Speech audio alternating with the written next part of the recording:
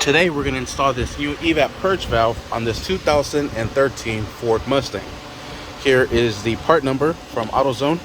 Just made a video of how to remove the old one. Now we're going to install the new one. Alright, first thing we're going to do is go ahead and connect it right into our hose right here. Probably going to need both hands for this. I got it. Go ahead and compress that in there and lock this little safety tab in, just like so. Alright, and there it is. Just make sure this is pressed in all the way. Now we're going to run it underneath this hose, just like so, and it's going to sit right into that hole right there.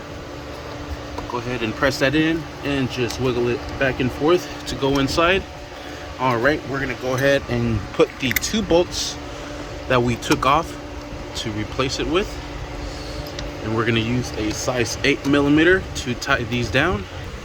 Alright, there's our 8. So let's go ahead and secure this down. Alright, and there it is. Not too tight. It is plastic. Let's go ahead and connect our pigtail. Perfect. Let's go ahead and grab our cover. Throw our cover back into place. And press it down all the way. There it goes. Perfect. We're able to grab our top support and put it into place, just like so. Grab our 4 nuts and we're going to go ahead and secure everything down.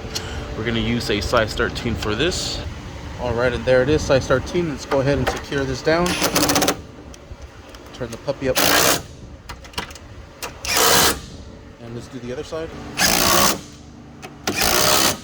And there you have it. And that is how you install the evap purge valve or canister on this 2013 Ford Mustang GT 5.0. Thank you for watching. Please like and subscribe.